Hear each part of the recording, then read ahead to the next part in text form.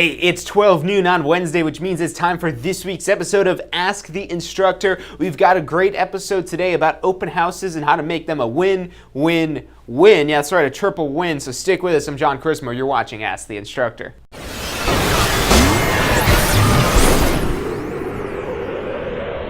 You are watching Ask the Instructor.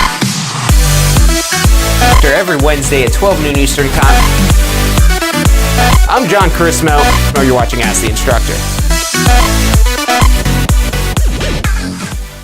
Hey, what's going on Facebook? What's up YouTube? What's up Success Center? Welcome to this week's episode of Ask the Instructor. I'm John Christmo. The show is brought to you by the Tampa School of Real Estate. If you're interested in starting or enhancing your real estate career, give us a call. Phone number is 813-928-0106. You'd also check us out online at tampaschool.com. Reason why we do the show every Wednesday at 12 noon Eastern Time is to help accelerate our students, to get them a better understanding of some of these particulars of the real estate industry. Real estate, it's a never-ending learning process. You could be the greatest real estate agent in the world or the greatest real estate guru in the world or whatever it may be, and there's always new things coming up that you might need to learn about, or even some old school things that maybe you're finding a new way to approach those with. So what we're talking about today is a topic that I think is really one of the paths to a successful start in a real estate career. You can go a lot of different ways to get yourself started and get your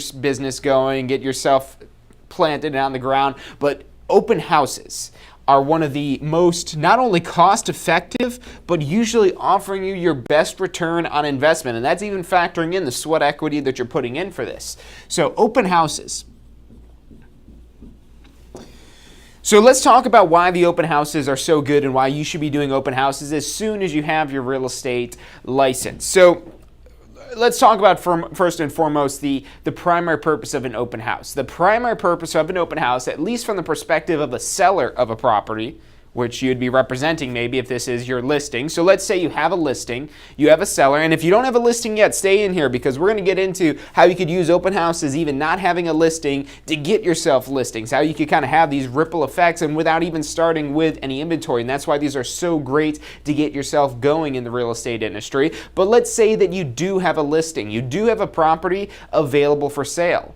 Now, open houses are one of the oldest methods. It's probably the oldest method. Before we even had real estate like it exists today, before we even had an MLS system, before we had cooperation between brokers in an established way like we do in this day and age, there were still open houses. Houses were held open to invite the public in, to invite them into the property, because this was before, and this we're talking way back 1800s when somebody wanted to buy a property. They'd pass out their little parchment papers with their flyers, open house at this time, at the town meeting, they'd maybe announce it, oh, we're holding this house as an open house. So people would be able to come in, take a look at the log cabin or whatever the property was at this time. Maybe we're talking about those like brick style buildings that are super old in like the urban centers and whatnot. So they would hold these houses open so you could go in there and tour the property and see if you want to purchase a property. And we're talking even before we had telephones and things like that. People still needed a place to live.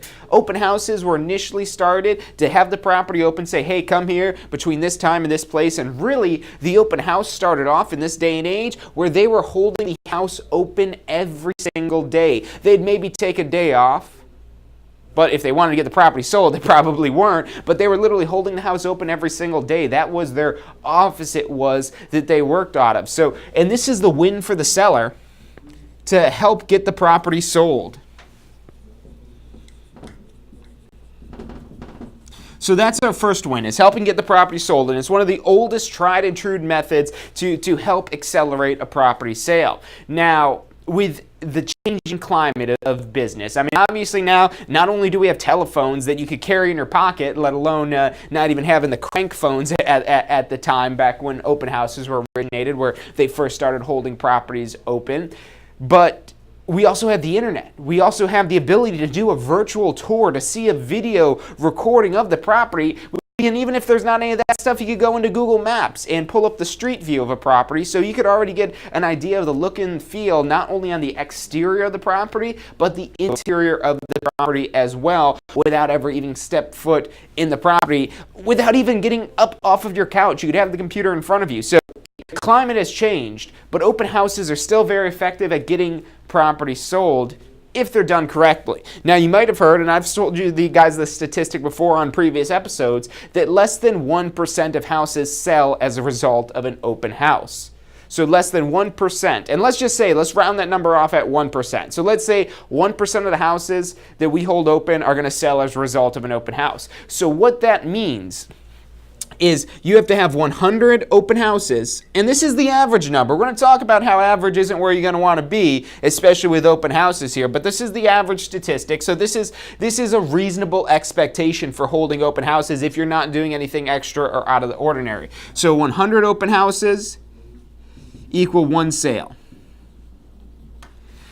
And you might be saying, John, why would I want to spend time holding 100 open houses for just 1 sale? And now, again, this is the average, and there's ways we could kind of pump up this number, get more sales out of that 100 houses we're going to be holding open. But we could kind of make this, establish a plan, especially when you're first getting into real estate. Again, taking into account these reasonable expectations here. Let's say we're going to hold 100 open houses. That's going to be Saturday and Sunday. We could do that. Saturday and Sunday, there's 52 weeks in a year. We double that up, take a couple weekends off for a holiday, a couple single days off. You could easily hold 100 open houses within a year and end up with 1 sale.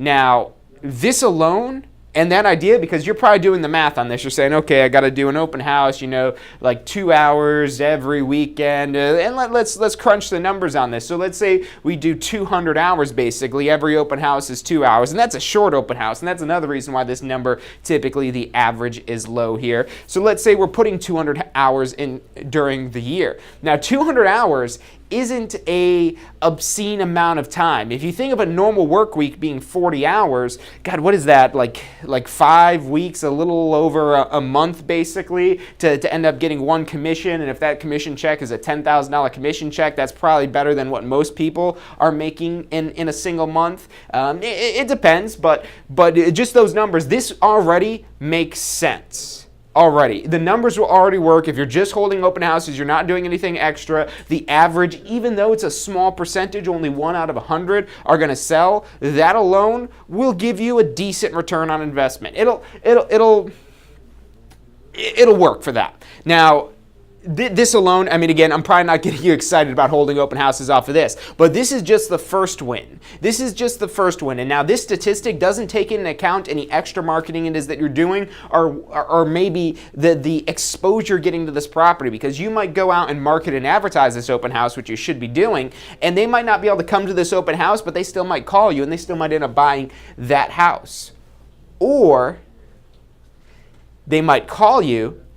Maybe this house isn't the right fit for them. You get talking to them, you get getting to know them and understanding their needs and wants and desires about a property, and you realize that this house wouldn't be the best house for them. That's not a win ultimately for the seller. Yes, it is a win for the seller because we're getting that exposure out there, and the more exposure we get, the more likely we're going to sell this property. But now this brings in our second win. Our second win is getting buyer leads.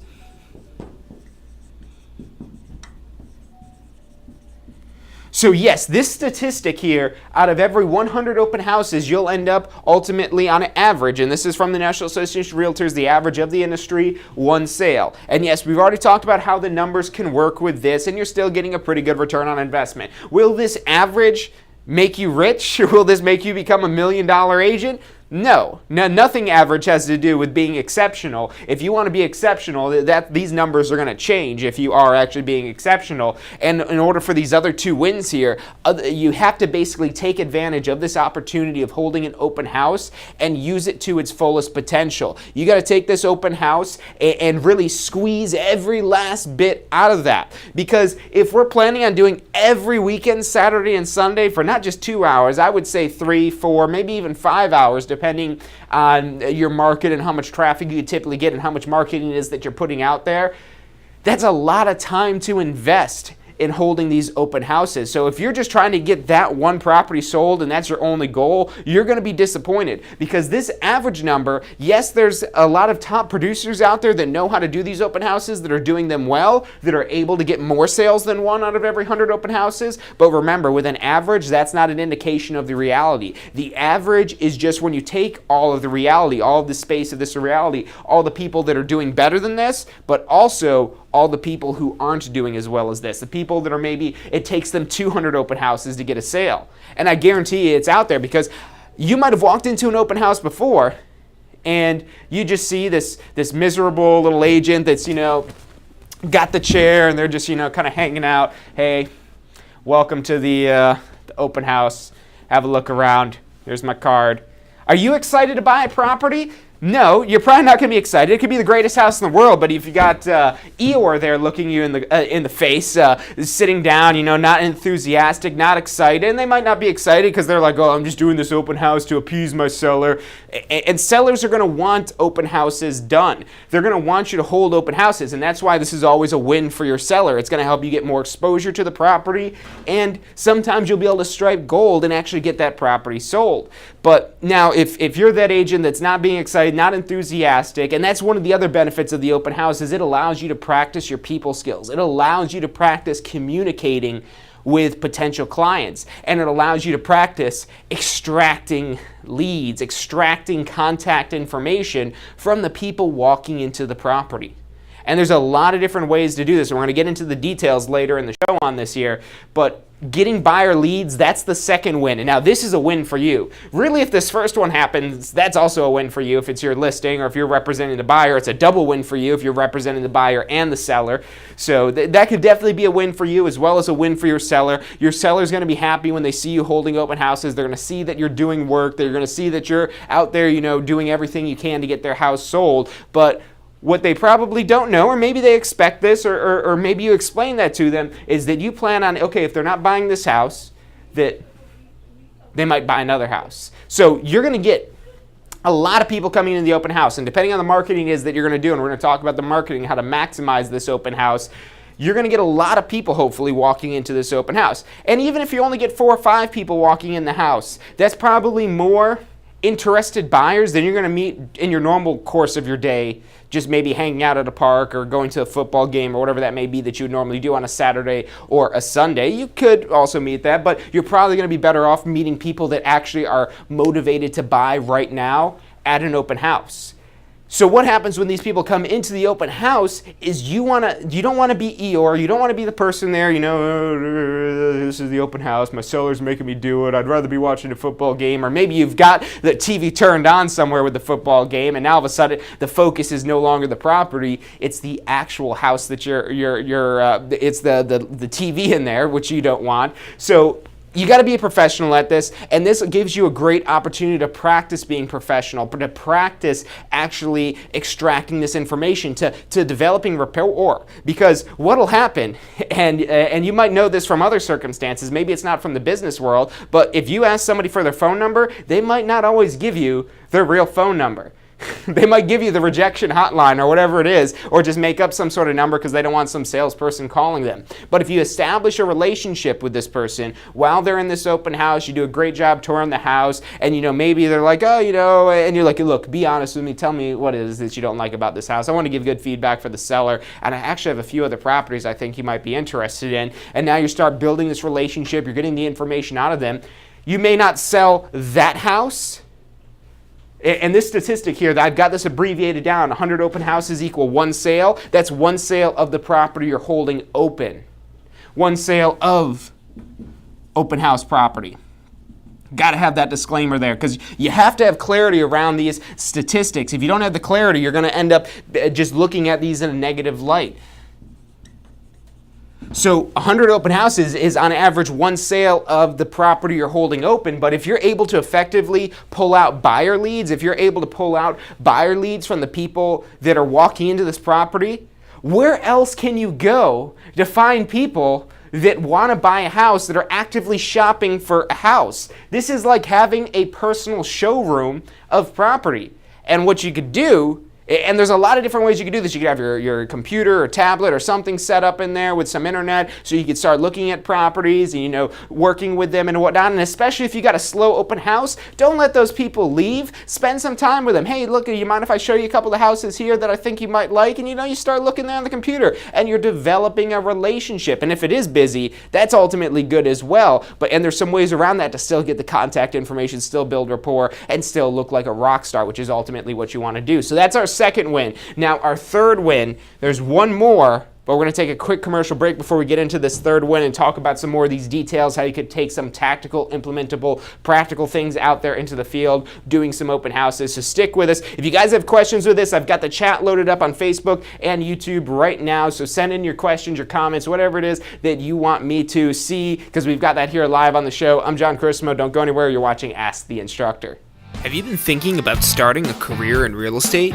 Enjoy an entrepreneurial lifestyle that allows for schedule flexibility with unlimited income potential. In real estate, the sky is the limit, and what you put in is what you get out. Learn more about a career in real estate at tampaschool.com. Did you know that if post-licensing education isn't completed by your first renewal, your real estate license will become null and void?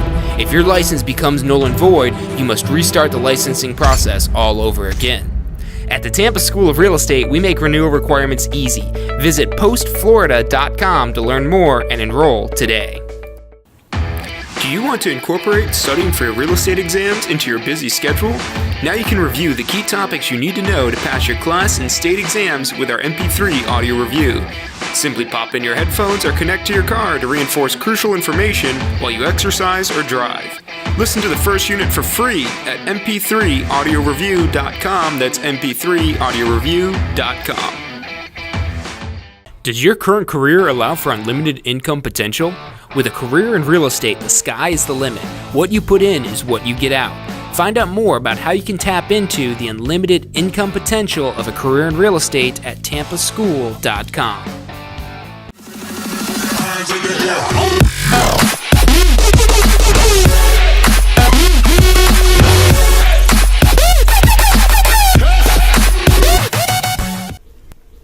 Hey, if you're enjoying the show today, which I'm sure you are, be sure to hit like, subscribe, post your comments, share with your friends and family. Thank you guys so much for watching.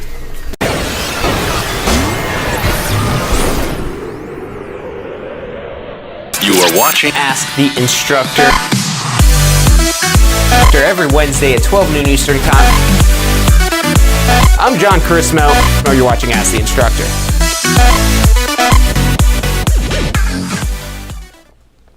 Hey, welcome back to this week's episode of Ask the Instructor. I'm John Chrismo, and this show is brought to you by the Tampa School of Real Estate. If you're interested in starting or enhancing your real estate career, make sure you give us a call. Phone number is 813-928-0106, or check us out at tampaschool.com. Today, we've got a topic that, as you probably could tell if you've been watching, I'm super excited to share with you guys here, just because I'm such a firm believer. I work with a lot of newly licensed agents and helping them get their career started. And the big problem is that they want to get business, except for they're scared about getting business because they're not comfortable interacting with real estate clients yet. And in order to get business, you got to do some stuff to get out there and get business. A lot of people are nervous or don't want to go out there knocking on people's doors or cold calling people or anything like that. And I completely understand that. Some people learn that over time. Some people are naturally able to do it, and some people will never want to do it or be able to make those conversations. Open houses, on the other hand, it's people are coming to you. So, and the big roadblock with a lot of people of prospecting, because prospecting is the direct way to go out and generate business, the direct way to actually go out and pick up leads and pick up deals and so on and so forth. So prospecting is really effective, but prospecting, that involves door knocking, that involves cold calls. It also involves open houses. So an open house could be a form of prospecting because you are in a direct form of marketing, a direct form of selling. At an open house, you're able to interact with people face to face. And this really helps build your face to face, your FaceTime skills. It allows you to be able to look into an eye of a client and with confidence tell them that you're the best agent out there and they don't want to use anybody else. And some people, they don't just believe in that enough, and if they don't believe in it, even if they're trying to act like they believe in it, people pick up on those things. So we've been talking about the open houses, the win-win-win, how this is a win-win-win. Usually you just have a win-win, and in this case, win-win-win. We went through the first win. You're going to look really great for your seller because you're out there marketing and getting their property out there, helping get their property sold. The more open houses it is that you do, even if you're not getting offers on the property, which ultimately that's going to be bad, but if you're out there hustling every weekend or every few weekends or even just once, if the seller sees you doing this open house, they're going to be like, oh yeah, they're doing an open house. I've got a great agent. He's doing an open house. So it makes you look good for the seller. Really, this is win-win-win-win-win-win-win-win with open houses if they're done correctly, because what could ultimately happen. Now, this is rare on average, depending on how you handle your open houses, how much traffic you're getting, and what's going on. But we'll just take this average number here so we can be reasonable, because this is the average. And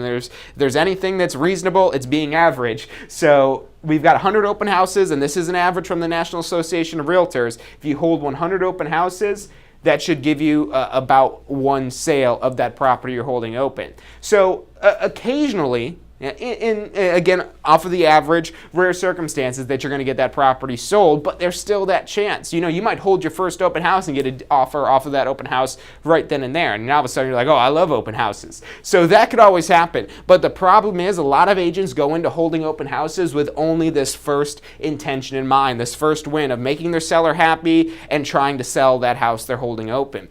And you have to, even if we bump this up into a more unreasonable number, even if we're going to say, okay, out of every 50 houses, or we double this number, and out of every 50 houses, every 50 open houses, we're going to have one sale. That's still a lot of open houses. So you can't go in there with the intention and the expectation of actually selling that property. I know that's ultimately what we want to happen. That's what your seller wants, and that'd be a great day for you, because if you're representing the seller already, you could double in the sale now and double your commission, which, who can complain with that?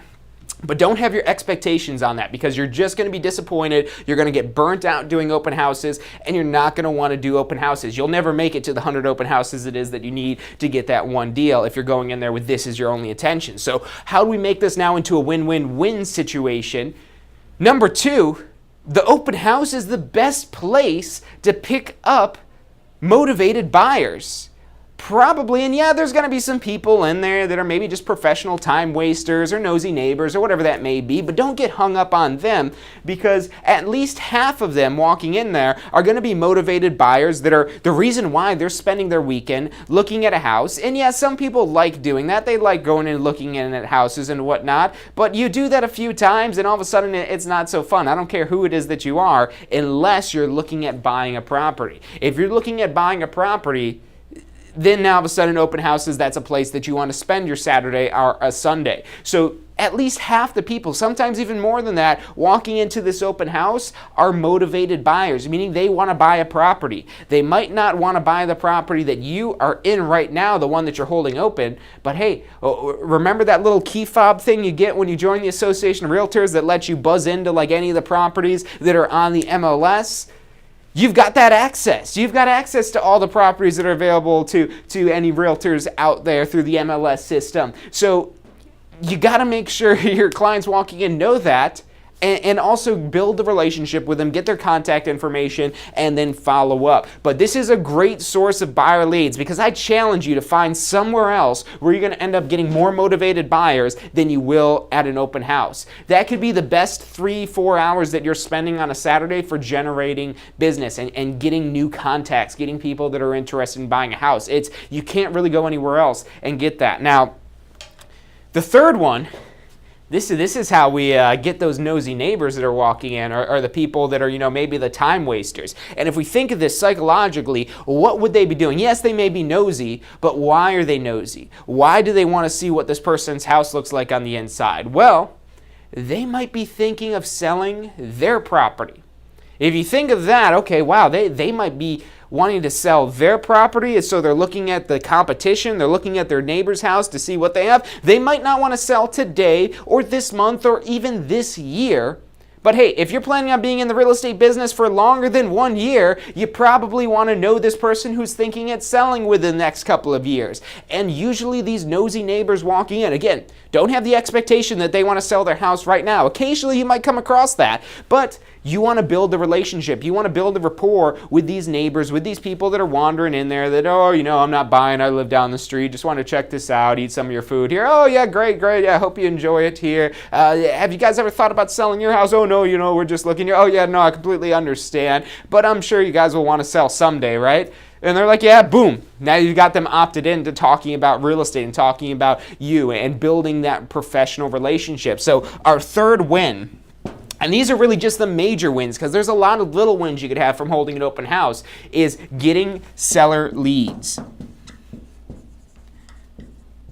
So number one, you're winning for your seller. You're looking good for your seller. You're getting exposure out there for the property. Number two win, another win, and this one's also a win for, really all three of these could be wins for you. Yes, this one benefits your seller as well, but you're going to benefit if you have somebody that wants to buy the house when you're holding it open, because even if this isn't your listing, if you're borrowing the listing for the open house, you could still represent that buyer and get yourself a nice little commission check there. Getting buyer leads, getting seller leads, this is a win-win-win. These are the three major wins. Not only getting buyers of the people walking in there, but hey, don't ignore those nosy neighbors walking in there, because there's a reason they're not just sitting in front of their TV or hanging out with their kids or doing something with their family. So chances are they're gonna need to sell someday. Might not be today, might not be tomorrow, but that's a great opportunity to showcase your professionalism and your abilities and your capabilities as a real estate professional and really wow them. And so they say, hey, I'm not planning on selling my house, but when I do, or if I know somebody that is, because referrals, that should be our fourth win that's on here.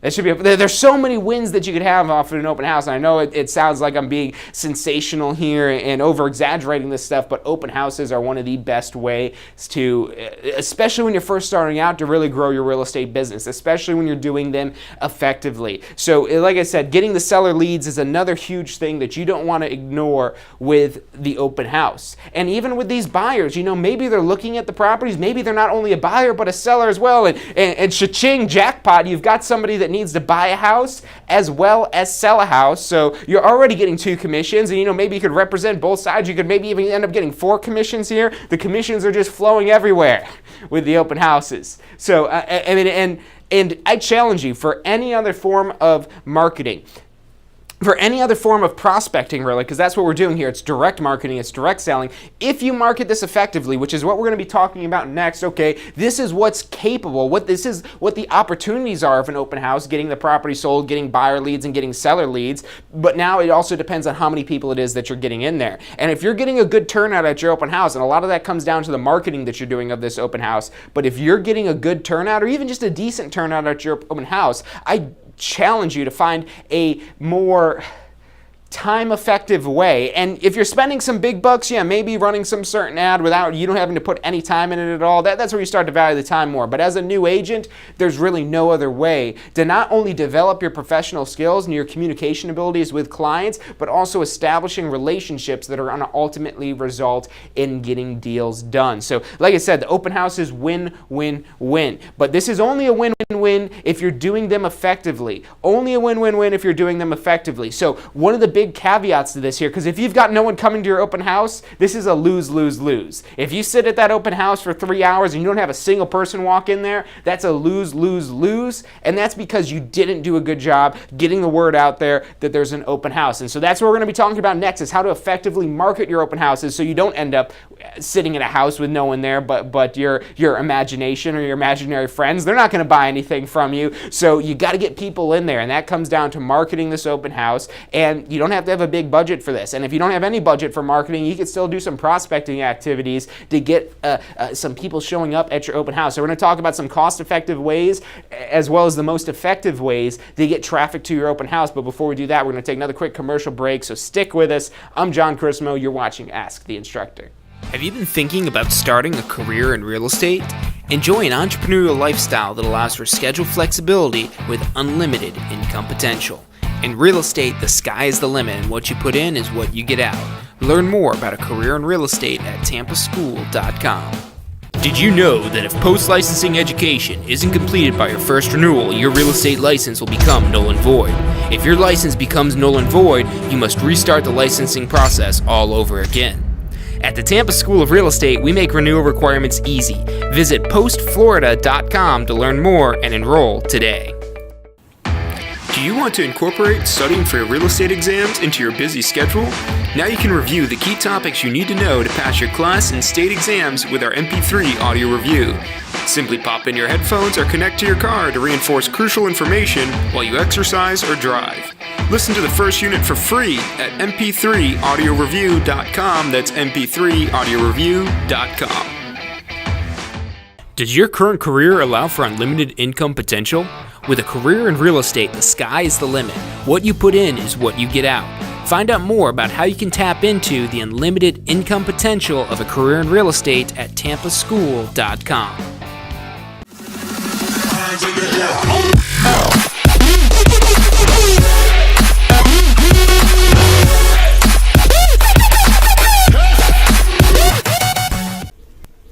Hey, if you're enjoying the show today, which I'm sure you are, be sure to hit like, subscribe, post your comments, share with your friends and family. Thank you guys so much for watching.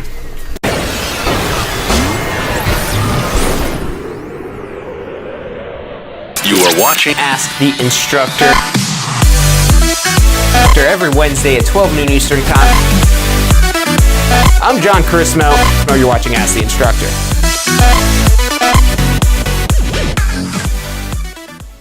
Hey, welcome back to this week's episode of Ask the Instructor. I'm John Charismo, and every Wednesday at 12 noon Eastern Time, we come to you live to help you better understand the real estate industry. Because open houses, it is something we talk about a little bit in the pre-licensing course. You're definitely going to know what they are. But now doing them effectively, that's not stuff that you're going to be tested on for your exam, but it's ultimately very important information if you want to have a successful real estate career. At some point during your real estate career, you're probably going to have to hold an open house. And it shouldn't be that you have to hold the open house, it's because you want to hold the open house, because it's an entirely different dynamic there. If you're just going in there, again, just like I said, to appease your seller, you're going to hate your life. You're going to hate sitting there at that open house if your only goal is to appease your seller, because you know that it's an unlikely situation that house is going to sell. But when you go into that open house scenario and realize that, hey, okay, not only can I make my seller happy, but I also do have an opportunity, although it's a low likelihood this will happen, of actually getting this property under contract. But in addition to that, if that wasn't motivation enough, I could also get buyer leads from virtually every person that's walking in. And if they're not a motivated buyer, they might be a semi-motivated seller, somebody that's thinking of selling at least. And with real estate, it is a very long-term business, especially if you're planning on getting into the real estate industry to ultimately make this your career, to make this to be what you want to do. If you want to be then the next top real estate agent, then open houses are a great way to start. And you should be doing open houses every single weekend, because this gives you opportunity to meet people, to meet not just any people, but people that are interested in buying or that are interested in selling. And now, not every single one of these are going to pan out to a sale. So again, keep your expectations realistic. Don't go into the open house expecting, oh, I'm going to have 10 people coming in here, so that means 10 properties I'm going to have under contract. I know maybe one of them I could even get this property under contract, and I'll show all these other people these other properties. I'm going to have them all under contract. You know, you might, I don't want to say you can't do that, but don't have your expectations at that. So basically what you want to keep in mind is what type of percentage of the people in there are going to ultimately end up being some sort of business. How many of these leads, because notice how I was saying here, get buyer leads and get seller leads, because we also want to know, out of these leads we're getting, how many leads turns into clients. So how many leads to clients, and then from clients into contracts, and then from contracts into closings. So how many leads equal how many clients equal how many contracts equal how many closings? And let's just say we want to get one closing, and then we can work off of this in multiples. So let's say that, hey, look, you know, we want to figure out these numbers here, what this path looks like for one closing. So if we've got that one closing that we want to have, okay, how many contracts are we going to need to have that one closing? And since we've just got some small numbers here, and what I challenge you to do is once you have some data to work off of, track every thing it is that you do, so you can come up with these numbers here so you know how many leads it takes to turn into one closing. But we'll just throw some numbers out there. Part of this to keep the numbers round and easy, but also part of this for, again, the average type of expectations with this. And now your contract to closing on average will probably be a little bit higher than this, but let's just say only 50% of your contracts close. Again, we don't want to overestimate. We don't want to be too crazy with this here. So let's say that we need 2 contracts to get to one closing. For whatever reason, half of our contracts fall out. And yeah, you can improve that number. Your number will probably right off the bat be a little bit higher than 50% of your contracts turning into closing. I mean, hopefully you've got 100% of your contracts turning into closing. But again, you could tweak these numbers as necessary once you understand this and once you apply your metrics into this. But now we have to say, okay, now how many clients do we need to end up getting 2 contracts?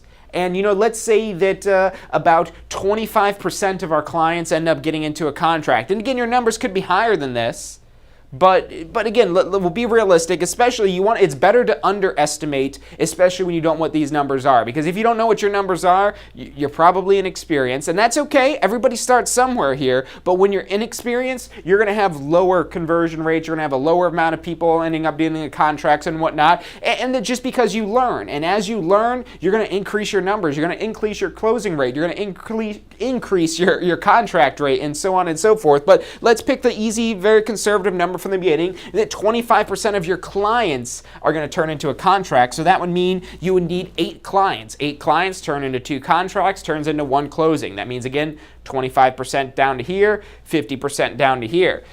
But now, and notice how I said clients, and there's still that one kind of bucket ahead of this, which is the leads. So to turn from leads to clients to contracts to closings, the leads are the people that we're meeting when we're getting their contact info. Now notice how I don't call these people your clients. Even if you interacted with them at the open house, they're not yet your client. They'll become your client once you start having appointments with them, once you start showing them houses or having further communications with them after the fact. Really when you're having more FaceTime and more meetings. And don't lie to yourself with this here. If you don't think somebody's your client because you don't have that established of a relationship here, and you got to take a step back from this, because you might say, oh yeah, I talked to that guy a month ago, he's my client. If you haven't talked to him in a month and they want to buy a house, they're not your client. They're just a lead, somebody that you talked to that you didn't do a good enough job following up with. So again, you can always improve these numbers here, but these are, again, just conservative numbers to start off with. And let's say that out of these leads that you have,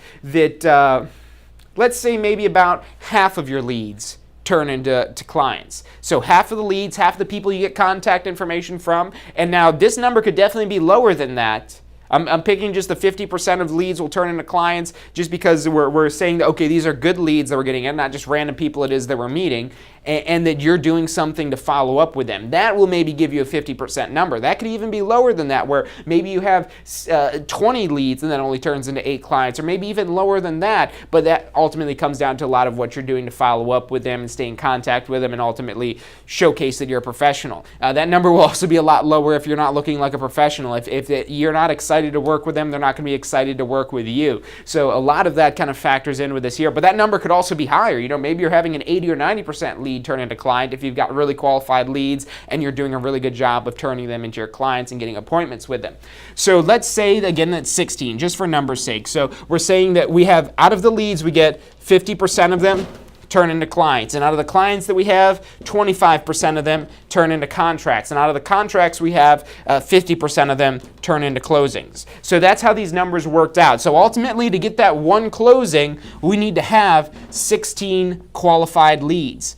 And again, these are just conservative estimates here. Maybe your metrics are different than that, but like I said, that's why you always want to track what it is that you're doing. So you can plug your numbers in here and get an idea of, okay, how this flow works, how this kind of goes down, and what your business model actually looks like. And that way you can figure out how to improve your metrics. If you're not getting enough clients into contracts, okay, what are you doing? Are you not doing a good enough job finding out what type of house it is that they're looking for? Are you not doing a good enough job in your listing presentation? So absolutely keep track of every single one of these metrics so you could better understand your business and it could be more predictable. So let's take this number of 16 here. So what this is saying, that we need 16 leads in order to have one closing. And let's say we're not maybe going to get effective leads from everyone. So I would even say, okay, for the open house here, let's say we don't want 16 people walking in, because if we have 15 based on these numbers, we wouldn't have a full closing. And the way these numbers work, if we don't have a full closing, that's not good enough. So let's say we want to get, let's just pick a number to really be safe on this here. Our goal is to get 20 people into this open house. And maybe you want to get even more than that, but 20 is a good number to shoot from. And ultimately, hopefully this will work out where you get more than one closing on this here. But these are good numbers to pick off from the beginning when you're new, when you don't know. If you have your own metrics for that, plug that in. If you don't have your metrics with that yet, you got to start tracking that stuff and get an idea of the pulse of your business. So let's say that our goal ultimately is to get 20 people in this open house so we could ultimately get that one closing. And if you get one closing out of every open house it is that you're doing, and you're holding an open house every weekend, that's like one closing a week ultimately once you get your pipeline full. That's 52 closings a year. 52 closings a year. If your commission check on average, let's say is only $5,000. If it's a $5,000 commission check and you've got a closing going on every week, you could do the math on that to see how much money that could be. So there's a lot of potential with the open houses. But now this 20 number, that's a good open house. If you're getting 20 people into your open house, that's a really good open house. That's hard to do when you're just holding an open house and you're not doing a whole lot of marketing. If you're not doing any marketing of your open house or anything to get people to come to even know about your open house being in existence, that number will maybe be 2. You might have a couple people wander in off the signs you put outside. Hopefully you're putting signs outside at the very least. But so this all seems like it's easy, but this is the part where it can be easy as well, but there's additional work to the open house. Yes, you got to do a great job at the open house, but it's the work before the open house that's going to set you up for success, the marketing that you're doing before the open house. So if we want to get 20 people through those doors, 20, and if we've got a husband and wife in there, we're not counting those at 2 people because that's really only one lead if it's a husband and wife or boyfriend and girlfriend or whatever the combination looks like for that there. If there's one family going in, if there's like 5 people that are single family walking in and it's just a mom and dad and like 3 kids, you're not going to count those at 5 people. That's still only one lead. So we want to get 20 leads coming through there, 20 sets of people, groups of people, or single people if it's just one person walking into that property there. So that's the number that we're shooting for here. And hey, I say shoot for even higher than that. Again, we're taking conservative statistics here, and you've got potential. Hey, if you're cranking like 40 people through this, maybe you're getting 2, 3, 4 closings out of this there, because if you get 40, 50 people through that open house, you probably have a good idea of what you're doing. But now let's talk about how we can get those 20 people in there. What marketing and prospecting can we do ahead of time to make sure we get a good turnout at our open house? And like I said, if you're not getting a good turnout at your open house, if you're not getting those 20 people coming through, those 20 leads coming through that we established, that's where it's no longer a win-win-win. That's where it's a lose-lose-lose. You're going to look bad on your seller, because if the seller finds out you only had 2 people that walked in, they're like, well, what are you even wasting your time for here? Do those 2 people want to buy? No, they don't, or whatever. Well, I don't want all these people coming through my house if we're only going to have 2 people walking in.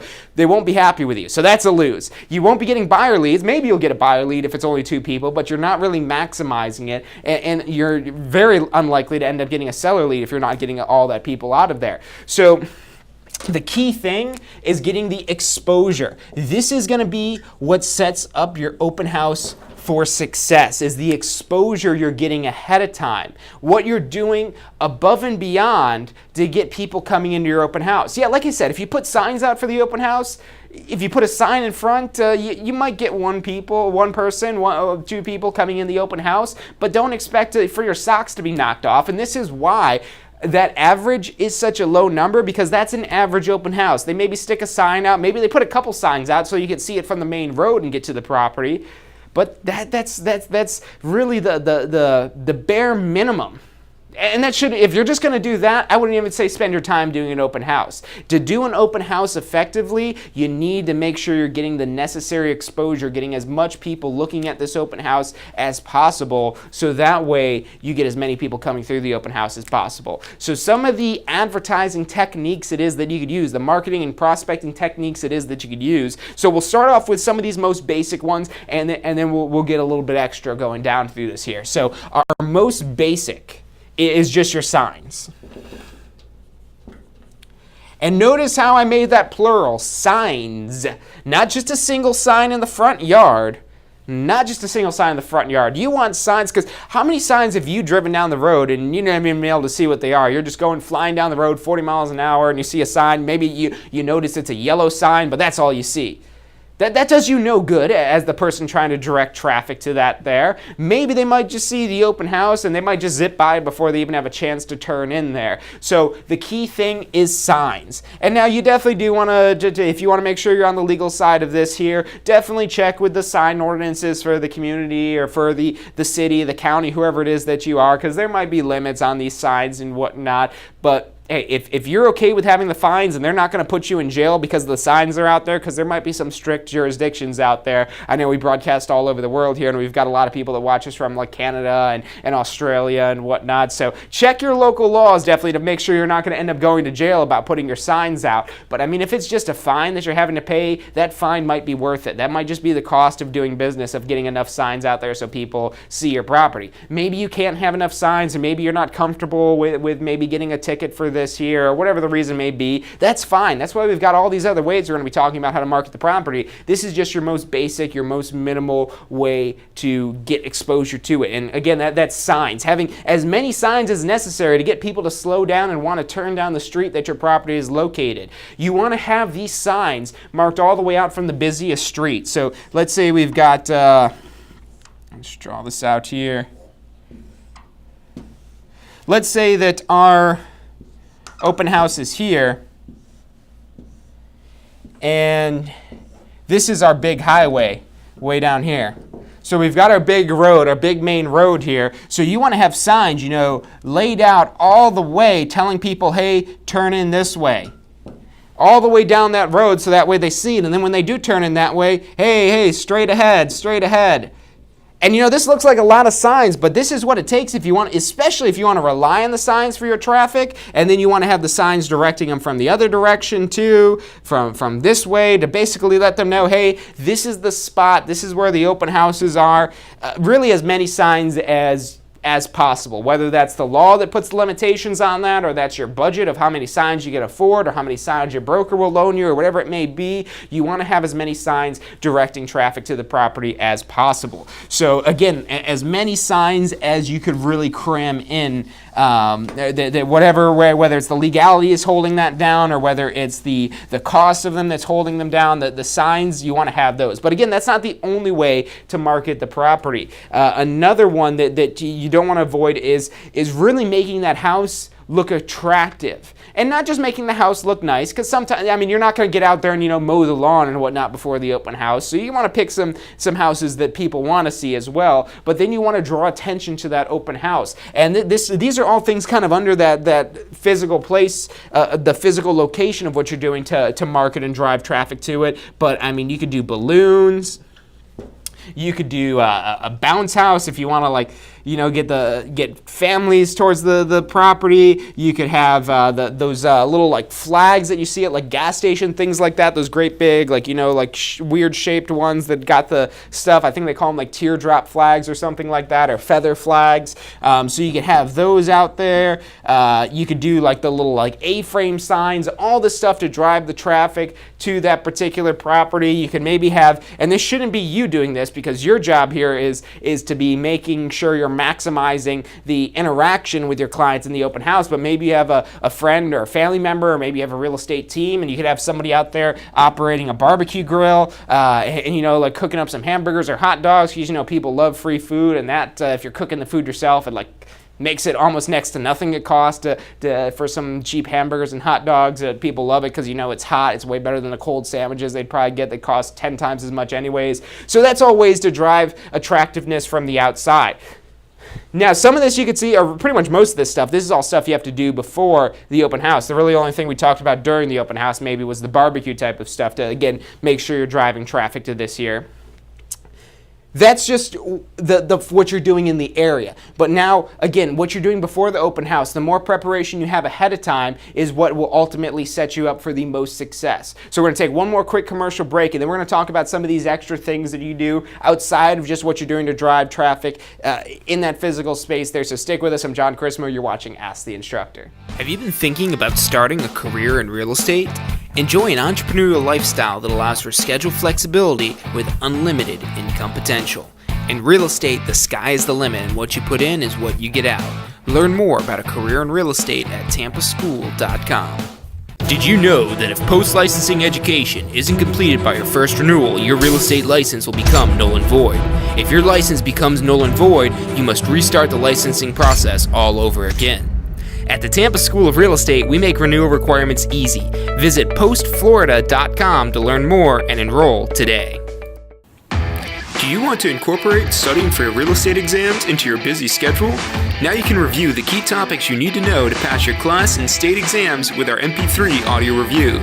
Simply pop in your headphones or connect to your car to reinforce crucial information while you exercise or drive. Listen to the first unit for free at mp3audioreview.com. That's mp3audioreview.com. Does your current career allow for unlimited income potential? With a career in real estate, the sky is the limit. What you put in is what you get out. Find out more about how you can tap into the unlimited income potential of a career in real estate at tampaschool.com.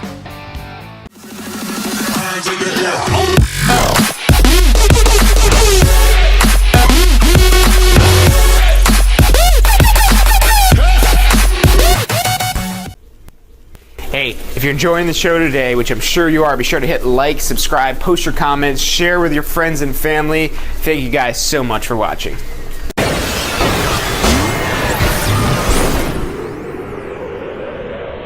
You are watching Ask the Instructor.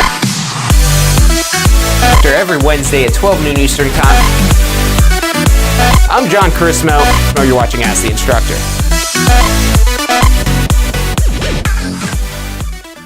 Hey, welcome back to this week's episode of Ask the Instructor. I'm John Chrismo, and every Wednesday, I gotta remember what day we're on here, every Wednesday at 12 noon Eastern Time, we come to you live for Ask the Instructor, which is our way as the Tampa School of Real Estate of giving back to our students, of helping you understand this stuff. And a lot of times, we're talking about stuff that might be good for helping you prepare for your exam, or some numbers and calculations and whatnot that we're coming across in the real estate industry. But today, it's a very kind of like tactical way of generating business. And I've said this multiple times, open houses are the best way for new agents to not only get leads, but also build their professional skills, build their communication skills, build their selling skills, because they've got a great practice environment. It's like having a real estate showroom when you're holding an open house, where people are literally coming to you, and it's just your job here to wow them with the real estate, to wow them with what you can do, and ultimately turn them into a client. But this is all contingent, like we went through and broke that down, of getting enough people to that open house. Because if you've only got 2 or 3 people showing up at an open house, I don't want to say you're wasting your time, because it's probably better than other things you could be doing, but you're not living up to the full potential of what that open house could be. If with the right marketing, you should easily be able to get at least 20 people for every open house, especially if this is over the course of 4 hours. If this is across 4 hours, that just means you need 5 people coming in per hour, which totally doable, totally realistic if you're doing the right kind of marketing. Now, even if you're doing all this, I would say this isn't enough. This isn't enough marketing to really maximize these numbers here. If this is all you could do, all you could afford to do, or all you're willing to do, that's better than doing nothing here. But let's talk about some of the ways that we could, and we'll just leave this as signs and other location-based stuff to drive the people that are driving by with this here. But again, the success is in what you're doing beforehand, that preparation you have beforehand to get that maximum exposure. So the signs are a great way to do this. But what I would also say to do, and let's pick the prospecting activity first, because there's a little bit of a prospecting activity you could do here, but then there's also some marketing activities you could do. The marketing activity is going to cost you more money. The prospecting activities are only going to cost you your time, really. So one of the things you could be doing, and this is going to really help you drum up the seller leads, is door knocking. And this isn't like, you're trying to give a sales pitch door knocking. This is hey, you're going door to door, inviting the neighbors to come over to the open house. Saying, hey, look, we're going to have the barbecue grill fired up. We got a bounce house for the kids. We hired a clown and they're going to make balloon animals or whatever it is that you're getting people attracted to come over there for. And you might be saying, John, why do I want these nosy neighbors coming over there? Remember, these nosy neighbors, the ones that actually will show up to this, even if you're bribing them with food and the bounce house and all this other stuff, they're probably thinking about selling their house. If they had no intention of selling their house whatsoever, they're probably not going to come. They may still come, and you're not going to get every single person, and not every single person is going to result in a deal, but that's a great way to get people coming in there, the neighborhood, so that way people start knowing you. And even if it's not them that's going to be buying or selling a house, you're meeting them. You're making a relationship with them. And what is that relationship good for, especially when you're maintaining it well? For referrals. Especially if you want to be a neighborhood expert, especially if this open house is in your farm area, you want all the neighbors of that open house to know who you are, to know that you're the expert in that area. So when they've got a friend that wants to move to that area, or they've got a friend in the neighborhood that know, and this is especially when you have the nosy neighbors who are the busybodies that know everything going on in the neighborhood, they know when people are ready to sell. And so they'll tell them, hey, you had to call John. He's the guy that did the open house down there. He's the greatest. He'll do a barbecue there. There's no way he's not going to get your house sold. Blah, blah, blah. And that's what you want. You want your army of people out there promoting you and promoting your business. But the only way to do that is by building relationships with people. So that door knocking is a great way to establish your presence in that neighborhood. So that's a great way. And really, you could pass out a flyer here, and what's that going to cost you? 2-3 cents for every paper it is you're printing out, maybe 10 cents if you're printing it in color at Kinkos or something like that.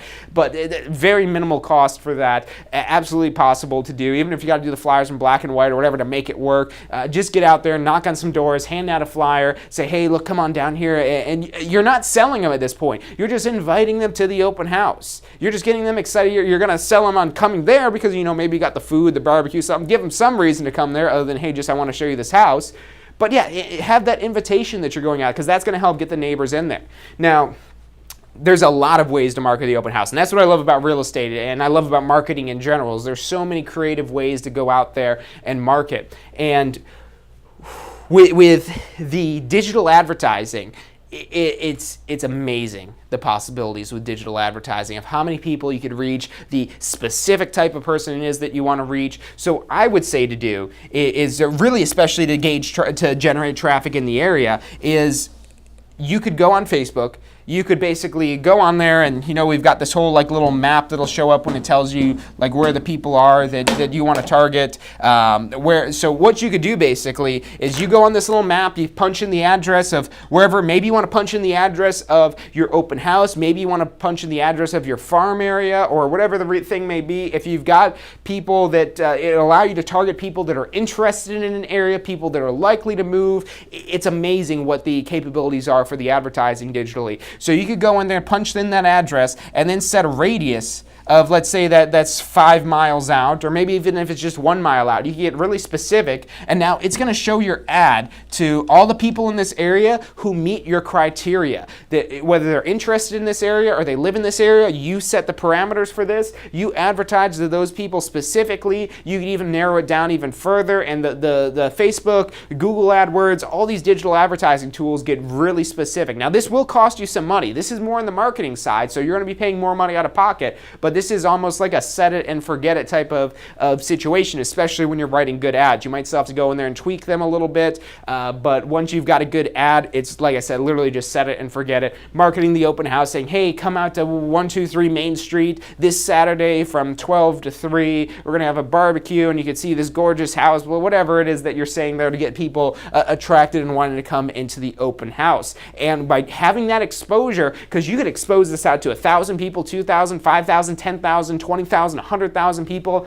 as many people it is that you want to reach, really as much money as you're willing to spend in these advertisements. So you specify that in there, and you watch. The more you increase that ad spend, you just watch. If you've got a good ad, how much this number of the people coming into that open house will increase over time. So digital advertising is huge. This is one that you don't want to leave behind when marketing an open house. And there's a lot of other ways to market the open house. You could take out an ad in a newspaper if you want to go old school with it. You can maybe even, if you want to go big time, call in an ad on the radio for the open house. I mean, there's so many ways to market the open house. It's hard to go wrong when you're getting that exposure out there. It's going to make you look good as a professional. You could shoot like a little preview tour with a video or something like that, or maybe just throw a couple pictures up there. There's so many ways, but the key thing is what you're doing ahead of time to build that exposure for your property. And especially if this is your listing, you're going to look great in front of your seller. You're going to look like you not only do you know what you're doing, you know how to market, and that you're doing every last thing you can to earn whatever commission it is that you're charging your seller. So these are just some of the very basic ways to generate the traffic. We have the signs and the other things you could do on the location, on the premises, and in the general area around it. You have the door knocking that you could do the morning of, the day before, of going around inviting the neighbors to come over and check out the open house. So that way you establish your presence in the neighborhood and maybe pick up a couple seller leads.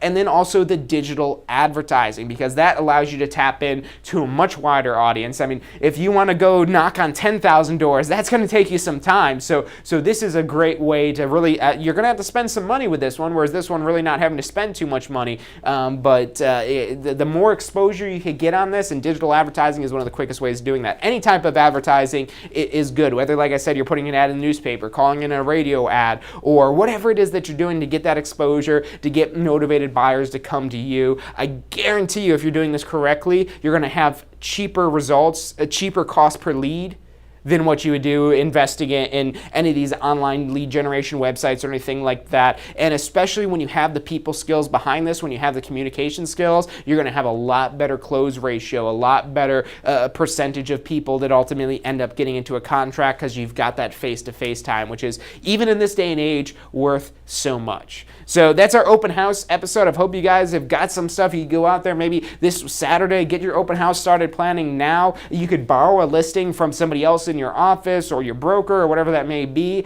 Get a house that you could hold open. Maybe it's a developer, whatever it is, and go in there, go all in marketing this open house. And my last word of caution for you, my last word of advice is, don't get disappointed if you don't get the results that you wanted on your first open house, or your second open house, or your third open house, or your fourth open house. So don't be disappointed if you don't get the results you were hoping and expecting for, but be constantly making improvements. Because it's easy after sitting in an open house for 3 hours with nobody coming in to get really disappointed and to never want to do an open house again.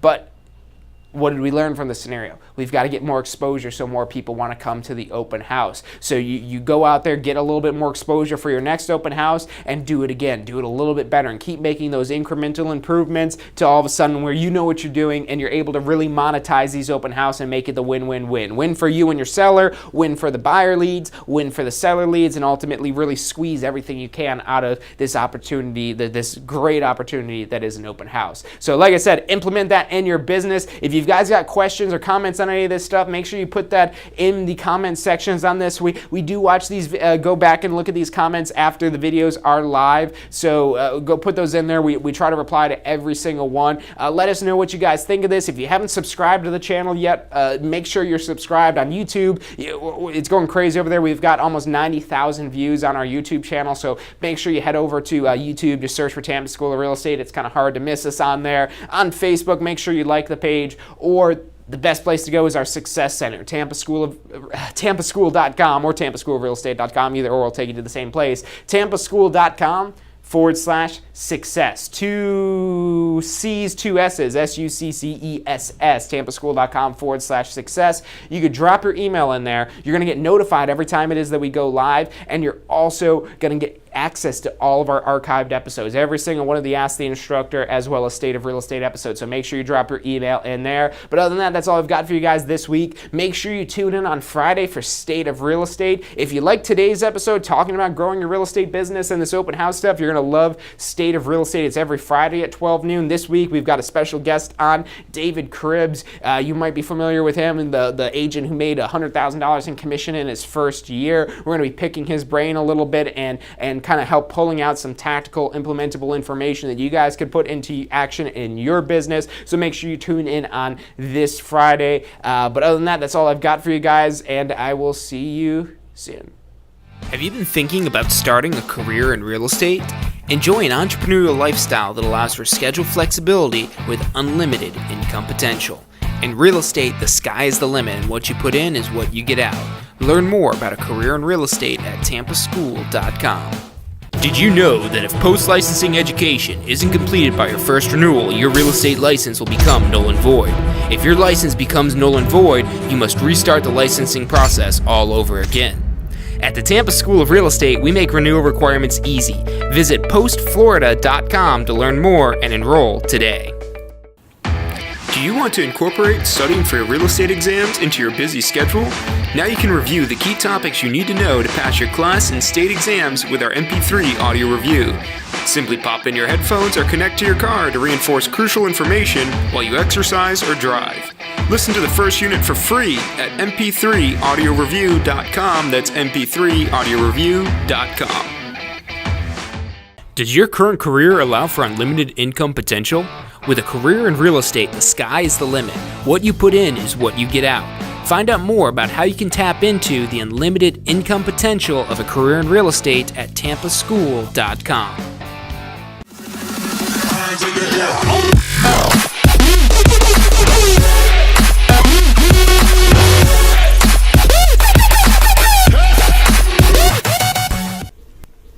Hey, if you're enjoying the show today, which I'm sure you are, be sure to hit like, subscribe, post your comments, share with your friends and family. Thank you guys so much for watching.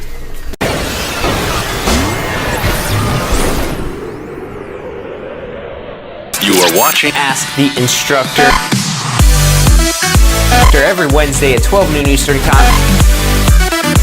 I'm John Chrismo. You're watching Ask the Instructor.